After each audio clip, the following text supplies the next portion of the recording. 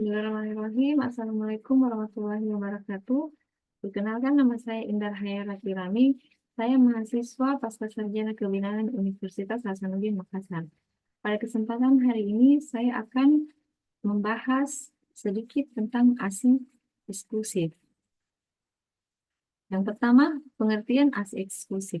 Apa itu ASI eksklusif? ASI eksklusif merupakan pemberian air susu ibu segera setelah persalinan sampai bayi berusia 6 bulan tanpa tambahan makanan lain. Di sini yang dimaksud tanpa tambahan makanan lain itu termasuk air ya di sini. Jadi mengapa tidak dibolehkan memberikan makanan tambahan lainnya? Karena pada pencernaan bayi masih belum sempurna. Khususnya pada usus halus pada bayi masih berbentuk seperti saringan pasir.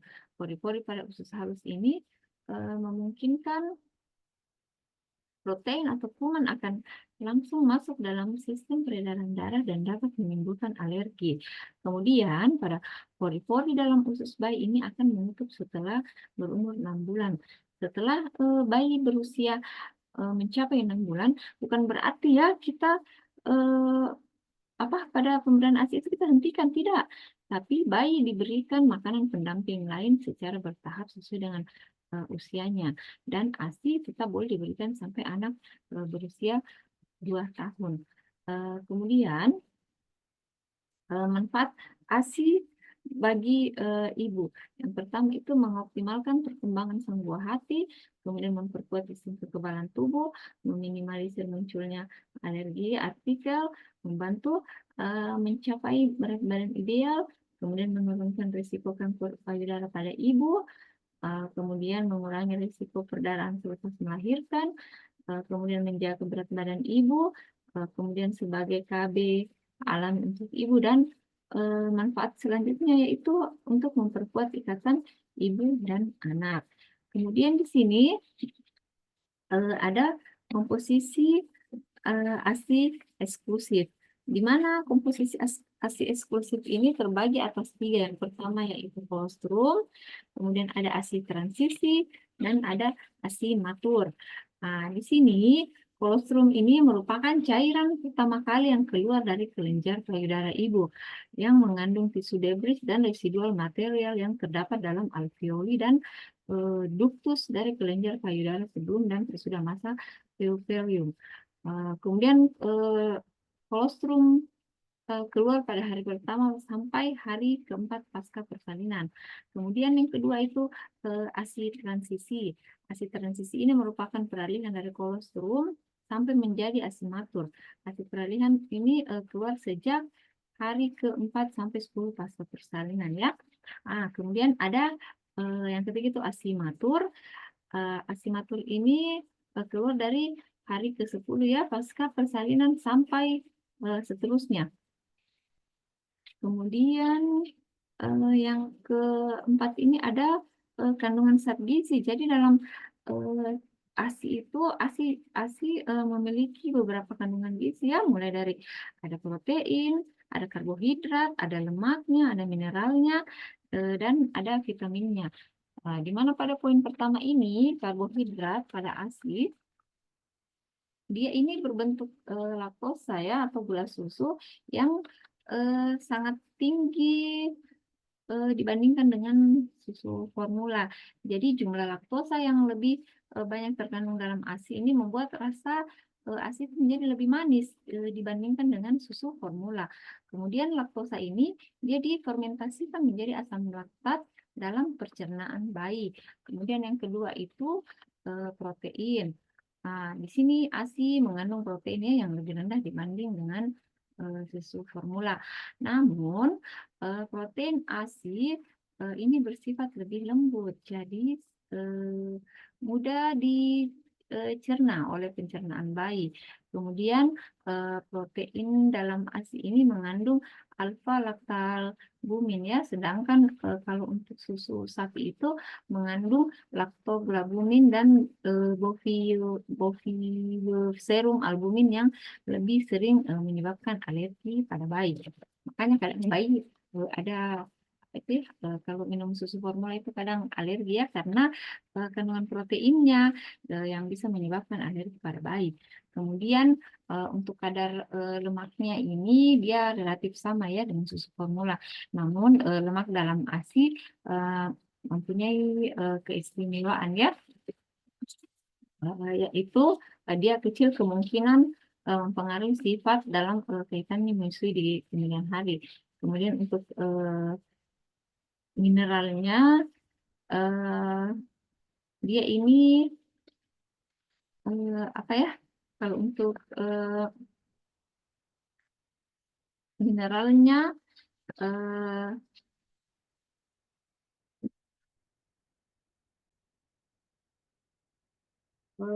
jadi kalau untuk mineralnya di sini hmm, ASI ini mengandung mineral yang lengkap dan cukup untuk memenuhi kebutuhan bayi ya. Jadi ada beberapa mineral yang spesifik.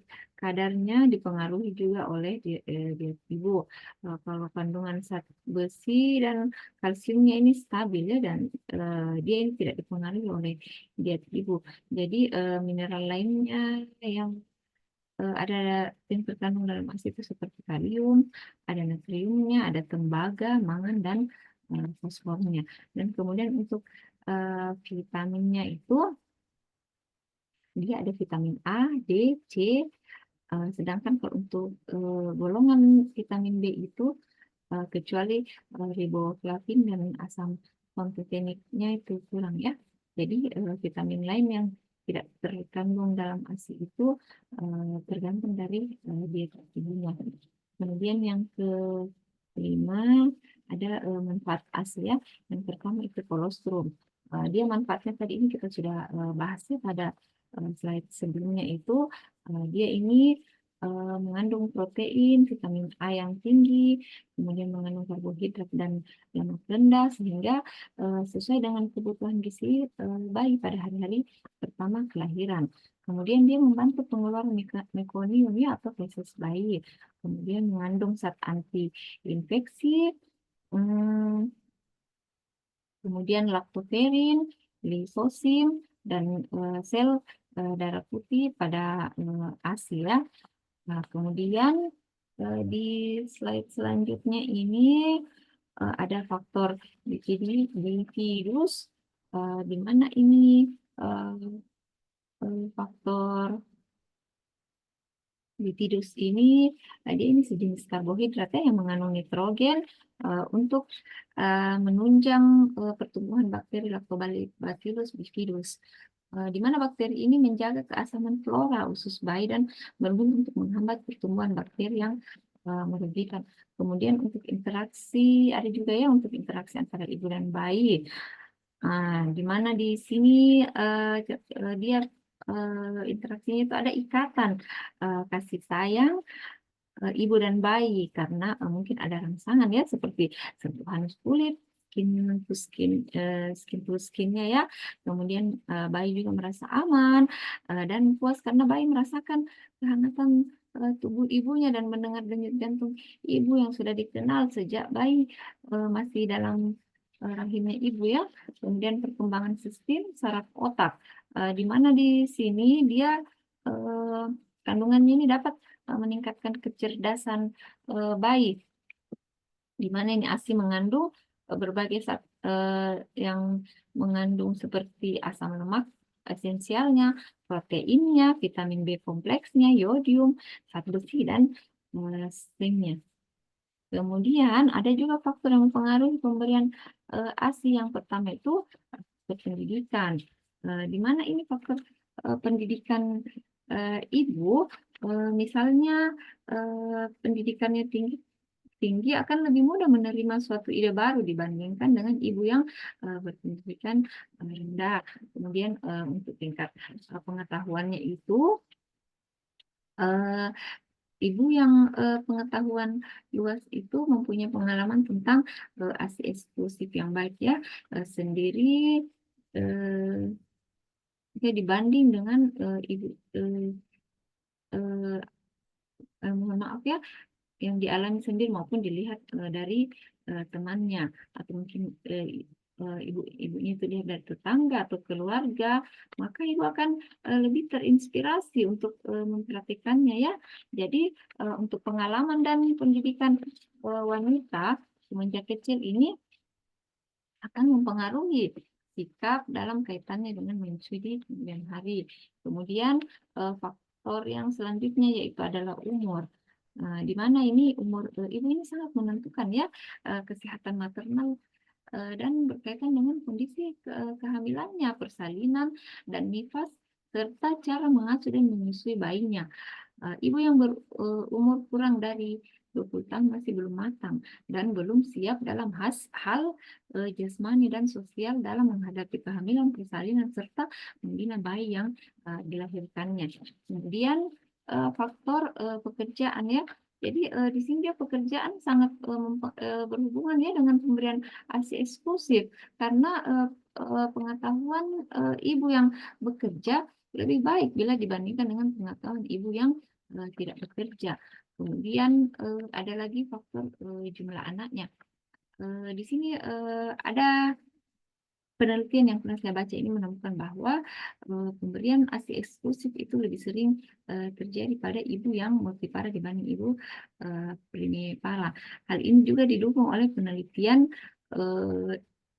ada penelitian yang dilakukan oleh IDA tahun 2011 menunjukkan bahwa ibu yang mempunyai paritas di atas 1 kali berpeluang 2,33 kali lebih besar berpeluang memberikan ASI eksklusif dibandingkan ibu primipara. Kemudian faktor yang terakhir itu pengalaman menyusui. Jadi pengalaman yang panjang tentang ASI dan menyusui berkaitan dengan pengetahuan sikap, kepercayaan, efektivitas yang dirasakan dalam pemberian ASI. Nah, itulah tadi singkat penjelasan saya tentang ASI eksklusif. Semoga bermanfaat untuk kita semua dan kurang lebihnya mungkin mohon dimaafkan. Billahi taufiq wal hidayah. Wassalamualaikum warahmatullahi wabarakatuh.